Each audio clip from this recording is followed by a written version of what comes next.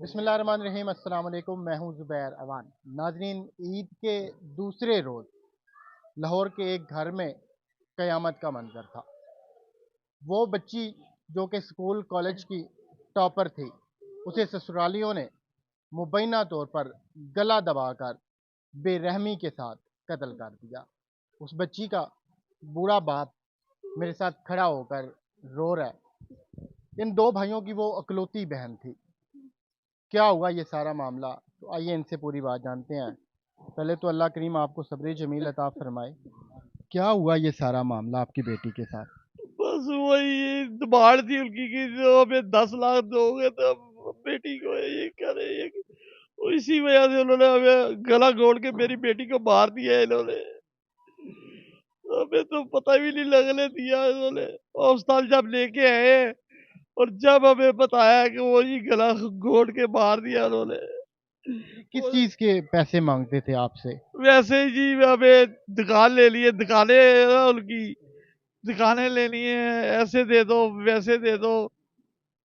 हम इतने जो के है नहीं, गरीब आदमी है। तकरीबन कितना टाइम पहले आपने अपनी बेटी की शादी की थी? 1.5 साल पहले की थी शादी अभी। तो आपको अंदाज़ा नहीं हो सका कि ये लालची लोग हैं? कोई अंदाजा नहीं था पहले, तो कोई पता ही नहीं था कि सबसे पूछा बहुत पहले, बहुत मीठे बन के चलते रहे वो। 6 महीने 7 महीने तो ऐसे थे जैसे वो है ही नहीं, जैसे हमारे भाई है जब मेरा। आपको इत्तला मिली कि आपकी बेटी की डेथ हो गई, आप मौका पे पहुंचे, उसकी क्या हालत थी? वो फोत हुई पड़ी हुई थी, 2 घंटे पहले ही फोत हो गई हुई थी। वो डॉक्टर कह रहे हैं तो 2 घंटे पहले ही डेड हो गई हुई है, ये तो बाद में लेके आए हैं बाहर के। आप लोगों को कैसे शक हुआ कि आपकी बेटी को कत्ल किया गया है? डॉक्टरों ने बोला कि इसका गला दबाया गया है, ये फांसी फूसी कोई नहीं लेगी। वो कह रहे थे फांसी ली है, वो बता रहे थे। तो डॉक्टर ने बोला कि गला दबाया, इसका पोल मास्टर दबाया। वो सिर्फ इधर निशान था रस्सी डाल के ना, इधर गले फांसी का तो इधर निशान होता है, वो इधर ही था, इधर रगड़ लगी हुई थी। आप ये देखें कि जिस बाप ने हंसी खुशी अपनी बेटी की शादी की थी, उसे अंदाज़ा नहीं था कि इस हाल में अपनी बेटी को उसे देखना पड़ेगा या फिर उसके साथ ऐसा इंसानियत सोच रवैया अपनाया जाएगा। आप दोनों भाई हैं। जी, मैं इसका कज़न हूँ। आपको उन्होंने कॉल की थी? जी, मुझे भी कॉल की थी, उसके वालिद साहब ने की थी। क्या कहा था उन्होंने फ़ोन कर? उसने बोला कि यार सहर ने ना वो फंदा लगा के ना, तो वो फंदा लगा लिया अपने आप को, तो आप ना जल्दी जल्दी हॉस्पिटल आ जाओ। मैंने उसको बोला कि यार सीरियस है कि हो तो नहीं हो चुकी? कहता नहीं अभी सीरियस है, तो आप जल्दी आ जाओ। हम जैसे उधर पहुंचे हैं तो डॉक्टर से बात हुई है। डॉक्टर ने कहा कि इसको तो 2 घंटे पहले ही इसकी डेथ हो चुकी है। फिर उन्होंने कहा जितना भी अमला था ना उधर, लेडीज थी जेंट्स थे, उन्होंने यही कहा था कि इसको मारा गया है। कहता हम इतनी देर से इधर हैं, लेकिन इसने खुद ही नहीं मारा, इसको मारा गया है। 2-3 शामिल है उसमें, उन्हों का भी अंदाजा है। जिस्म के ऊपर और भी तशद्दुद के निशानात थे? हाथ में निशान थे और चेहरे पे भी ऐसे महसूस होता है जैसे किसी ने पीछे से पकड़ा हुआ है ऐसे। वो आपको पिक्चर अभी देखा दिखाते हैं आपको, आप भी खुद ही देख लेंगे कि उसमें निशान कैसे हैं। बहनें तो भाइयों को अक्सर बता देती हैं, आपको उन्होंने कभी नहीं बताया था कि उनके साथ ऐसा कुछ रवैया है उनका या मारते पीटते हैं? बस सोच के कभी भी इस तरह इतना की कर बात दिया नहीं था। की, बस यही था कि वो मैं सही हूँ, बस जब भी पूछा मैं ठीक हूँ।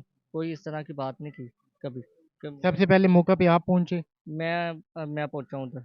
तो क्या हालत थी? वो भी गाड़ी से उतर रहे थे, तो मैं अपनी गाड़ी लगा रहा था बाइक।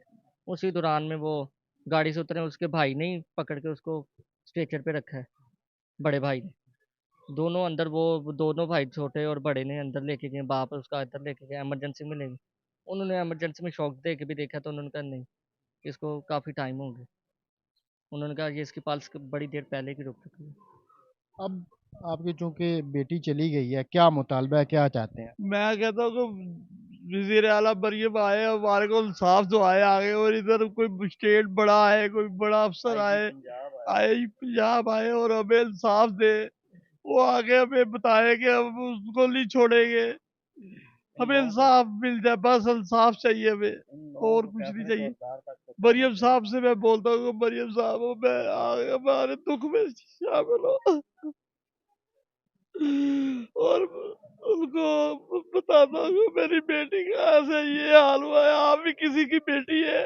आप भी किसी की बेटी है और मेरी बेटी के साथ ये हुआ है। नाज़रीन ये कुछ भी नहीं चाहते, ये सिर्फ इंसाफ चाहते हैं जो कि इन लोगों का हक है।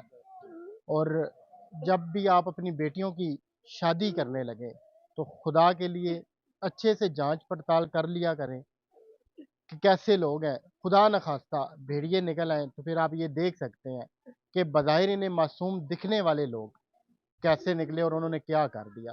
हमें ये इंशाल्लाह उम्मीद है अपनी पुलिस से, अपने इदारों से और अपने अफसरान से, इंशाल्लाह इनको ज़रूर इंसाफ मिलेगा। अल्लाह पाक आपके हमारे हम सब के हाल पे रहम फरमाए। अल्लाह हाफ़िज़।